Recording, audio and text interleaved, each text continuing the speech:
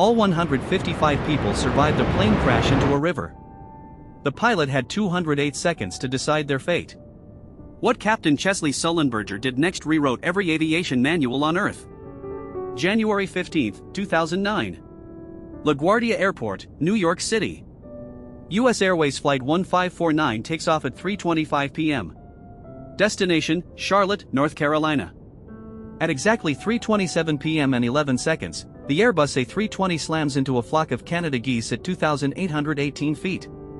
Both engines explode simultaneously. The cockpit fills with smoke and the smell of burning bird flesh. First Officer Jeffrey Skiles is flying. He feels the impact through the yoke. Sully takes control immediately. They have no power. No thrust. No second chances. Air traffic control offers runway 13 at LaGuardia. Sully does the math in his head. Distance, 5.2 miles. Altitude, 2,700 feet and dropping fast. Glide ratio says they won't make it. But what Sully decided in the next 12 seconds would spark the biggest aviation controversy in modern history. Chesley Sullenberger III. Age 57. Fighter pilot. Glider instructor. 19,663 flight hours logged. He'd spent 42 years preparing for a moment he prayed would never come. That morning, Sully kissed his wife Lori goodbye in their Danville, California home.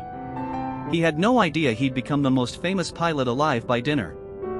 Flight 1549 boards 150 passengers. 5 crew members. Standard winter afternoon departure. Nothing unusual. First Officer Skiles, age 49, has 15,643 flight hours. These men are not rookies. At 3:24 and 54 seconds p.m., LaGuardia Tower clears them for takeoff. 60 seconds later, they're climbing through 2,700 feet over the Bronx. Skiles is flying. Sully monitors instruments. Then the birds appear. A flock of Canada geese.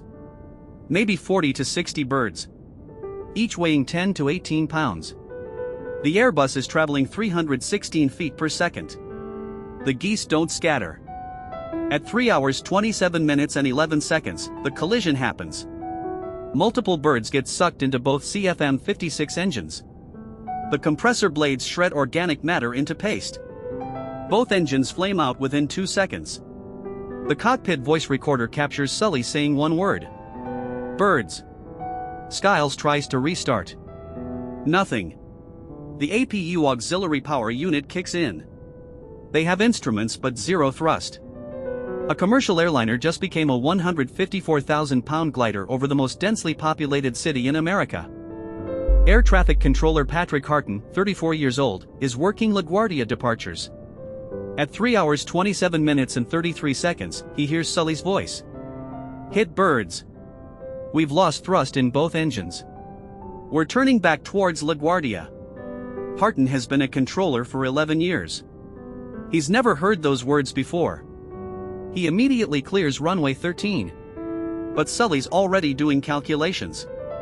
The A320 glides at a ratio of roughly 17 to 1. For every 17 feet forward, they drop 1 foot down. They're at 2,700 feet. That gives them maybe 8.6 miles of glide distance. LaGuardia is 5.2 miles away, but they need to turn 180 degrees. That turn bleeds energy and altitude. The math doesn't work. At 3 hours 28 minutes and 5 seconds, Hudson offers runway 13. Sully's response is cold. Unable. Hudson's heart stops. He offers Teterboro Airport in New Jersey. Runway 1. It's closer. Only 4.1 miles southwest. At 3 hours 28 minutes and 31 seconds, Sully says he's turning towards Teterboro. But in his head, he's running a different equation. Altitude now 1,550 feet. Descent rate 1,000 feet per minute.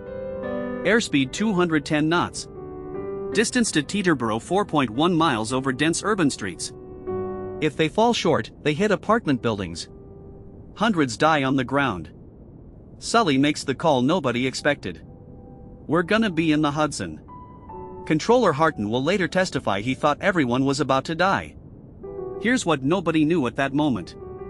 No jet airliner had ever successfully ditched in a river and kept everyone alive. The FAA considered water landings fatal events. Sully just bet 155 lives he could do the impossible. And he had 90 seconds left. At 3 hours 29 minutes and 21 seconds, Sully lines up the Airbus with the Hudson River. He's traveling 150 knots. The river is 42 degrees Fahrenheit. Ice cold. Survival time in that water, 15 minutes maximum. Flight attendants Donna Dent, Doreen Welsh, and Sheila Dale shout one command. Brace. Brace. Brace. Heads down. Stay down. Passengers assume crash positions. Some pray. Some cry. Some sit in frozen silence. Sully pulls the nose up slightly. He needs the tail to hit first. If the nose digs in, the plane cartwheels and disintegrates. At 3:30 and 43 seconds p.m., Flight 1549 touches the Hudson River at 140 knots. The impact force is massive but controlled. The tail strikes first. The fuselage skips once. Water explodes upward. The Airbus skims the surface for 3,000 feet before settling. Total time from bird strike to water impact, 208 seconds. 3 minutes and 28 seconds. The plane floats. All 155 souls are alive. But now the real nightmare begins. Water pours through the rear galley. The cabin is flooding. It's 36 degrees outside. Passengers scramble for exits. Ferry boats and Coast Guard vessels race toward them. Captain Vincent Lombardi on the Thomas Jefferson ferry reaches them in 4 minutes. He pulls passengers onto his deck soaked and hypothermic.